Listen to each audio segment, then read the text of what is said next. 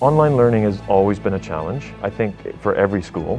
The idea of stopping completely is an option, but not one that ever improves learning in any capacity. Students only get one opportunity to do a lesson.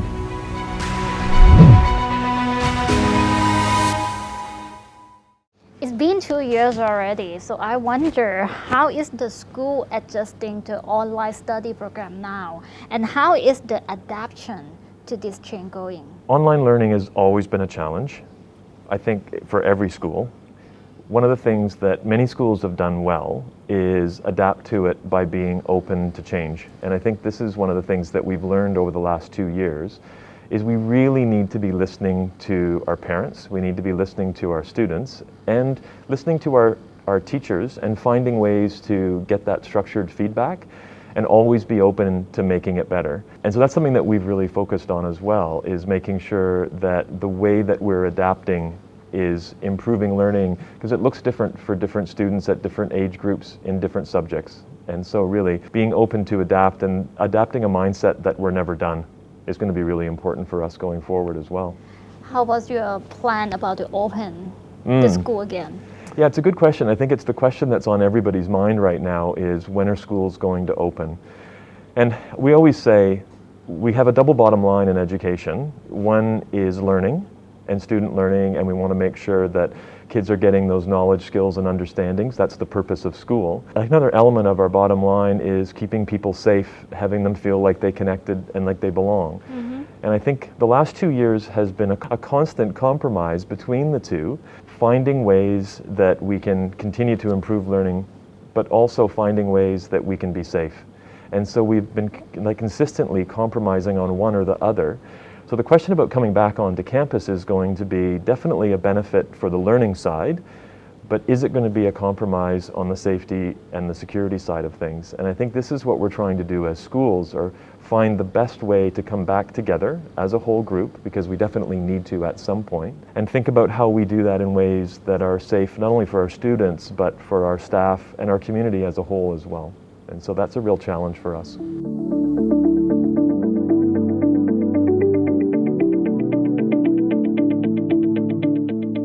What long-term plans that the school have if COVID stays with us longer?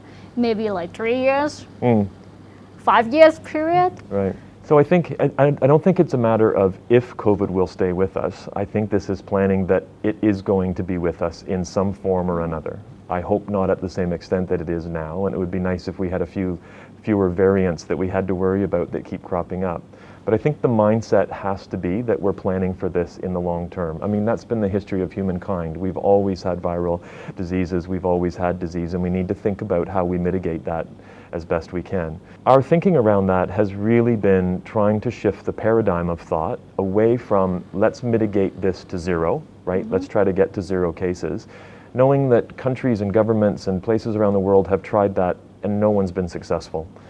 Where they have had success is shifting the paradigm, shifting the mindset toward how do we live with this in a way that allows us to be safe, as safe as possible. And so that's what we're really looking at doing, is working with government authorities, working with our local, like our local health authorities, to try to find ways that we can come back together and be healthy, knowing that the disease is still going to be circulating, but not with the impact that it's going to have when we do get ill, and how we can protect our community with that as well. So that's our long-term thinking in terms of 2, 3, 4, 10 years into the future.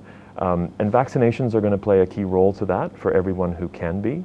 Obviously maintaining our safety protocols in terms of masks and distancing, and taking that seriously, and explaining to our students who, when you're 5 years old, that doesn't always make sense, wearing an uncomfortable mask, and I know parents are having those challenges too, and we will as well. But we need to make that a priority for us and find ways that we can be safe together in a community again. Now there is a current proposal from students to stop studying across the country for at least 1 year, because a lot of students, they say that they cannot get enough education, but they still have to pay for the full fee. As an educational institution management, what do you think about this proposal? First of all, I would say I completely understand the issue that people are having with paying for a product that they might not be getting the full element of, right? So that's a genuine concern. If we go back to our core purpose of the school is to educate and keep people safe and feeling like they're connected and belonging. One of the things I always issue to my colleagues is to say we constantly need to be thinking about how we make the most of that, right? How do we constantly improve the learning for our students, regardless of if it's online, in person, or some hybrid combination of each. Mm-hmm. And so I think the idea of stopping completely is an option, but not one that ever improves learning in any capacity. So one of the things that we've talked to our parents and have certainly said, we will constantly try to do the best that we can, even if it means not having the ability to be on campus. We can still create a positive learning environment online, and it will be different and it won't be as good. Then there's no question about that. But it's still better than the alternative, which is nothing. And I think we need to maintain that focus that actually students are having success, and we don't necessarily have the loss in learning that we thought we were going to originally as well. And there's been some challenges, many challenges, and there's been some benefits to this as well. One of them being with some of our older students, we found that their self-management skills have actually increased because they've had to find ways to be independent. Mm-hmm. And at a distance. And we're hearing that from some of our parents too. We're watching our students' self-management and time management improve.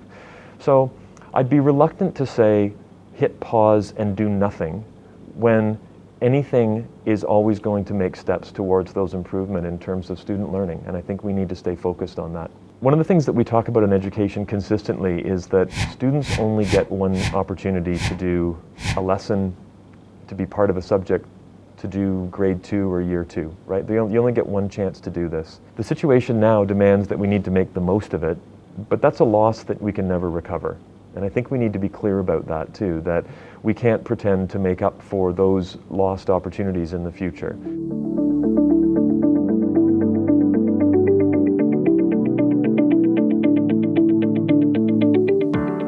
We've been doing a lot of research and staying in contact with global organizations around the world around the current research, right? So this is we are gathering data, we know what trends, and it's been long enough study. We've been in this for 2 years now, so we are getting some significant data back in large enough sample sizes that we know that there have been some trends. There's definitely been a learning loss, and a lot of that depends on the student and the context and the year level that they're in the school and the provision and access to things like technology, certainly professional development for teachers and how well-versed teachers are at working in an online environment. It's very difficult, so I want to acknowledge that as well.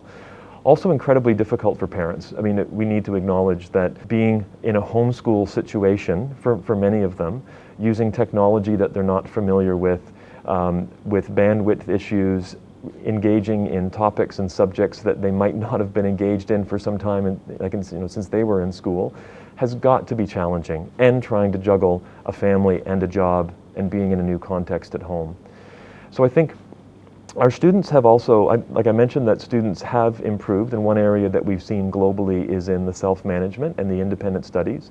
We know that students that are able to work independently have actually reported in some cases that they've really thrived on an online environment. Mm-hmm. Access to videos, access and the ability to go back and see lessons that were presented by your teacher is something that's afforded now in an online environment that wasn't necessarily in an in-person environment, when I can click back and review and have a look at what those presentations were.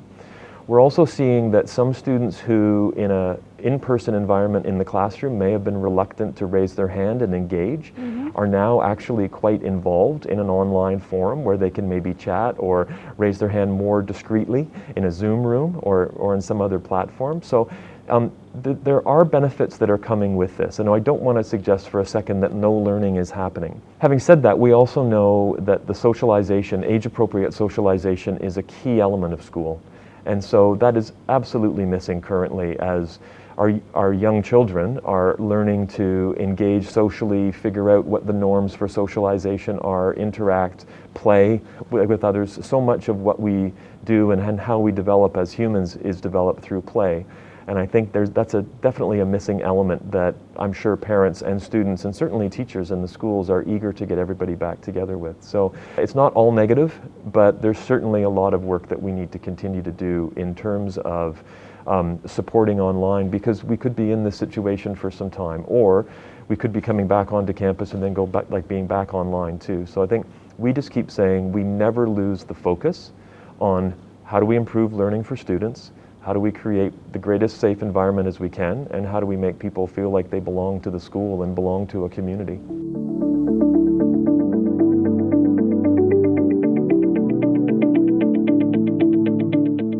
I think before I ever gave any advice to parents, it would be an acknowledgement about how difficult it is. I mean, we've definitely been hearing that from parents.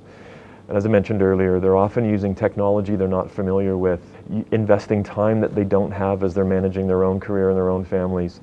And just generally speaking, being at home and not necessarily having a break as a family to be able to come back together afterward too. So always being in that same space has been definitely challenging. One of the suggestions that I always make to parents is not to adopt a short-term view and really consider the sustainability of this. And as you mentioned earlier, if we are looking at living with this in the long term, 3, 5, 10 years down the road, what does that look like to be sustainable as a family? And I always say to our parents too, you know, the learning is important and we want to make the most of it while you have it, but you also know your children well, and you need to be able to make decisions as a family too. And maybe it's to take a 15-minute break, or maybe even a 1-hour break, and step outside and to say, actually the learning in the moment right now is not the critical pieces that we can sustain this in the long term. And so, you know, making sure that we're getting enough rest, making sure that you're getting enough support for your students.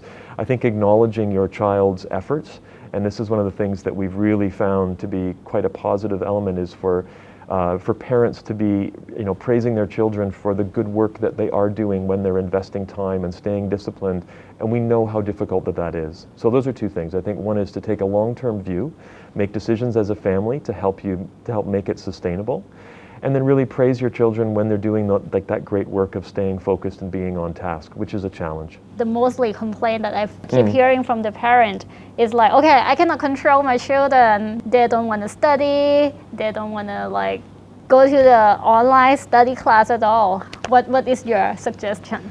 Yeah, that's a difficult one. And I understand it too, because it's reasonable, because we're all, I think, a little frustrated with being online, and we're all looking for alternatives. Unfortunately, at the moment, there aren't alternatives. So again, this goes back to my suggestion about, think about what's sustainable. And if your child needs to take a break, forcing them to sit in front of a computer is probably not going to increase the sustainable long-term effects in terms of a positive experience with it. So I think we need to give ourselves permission to make those decisions and take a break. You know, step away from it for a little while, knowing that we can come back to it later. And again, this needs to be sustainable in the long term. I would say I have a lot of sympathy for families and not just the children, sometimes it's the adults as well, who have said, I just can't do this anymore, I just need a break. And I think we need to give ourselves permission to have that break in the short term so that we can be successful in the long term. Do you think how possible when parents realize that they can do homeschooling or online study, do you think the education business gonna be less interested for the other parents? Yeah, I think it will actually. I think we're finding that a lot of parents are having real success with their children online, and it's something that we can't deny. And I think we're not going to see the learning loss that we think we might see as a result of students not being on campus. And a lot of that will be a result of the investment in time and energy that parents have made with their children. And so I expect that for some, we may find that their children actually learned more than what they may have learned on campus. That's just the reality that we have to be realistic with. What schools provide, though, beyond just the academics, is the socialization. And that's something that can be difficult to manage.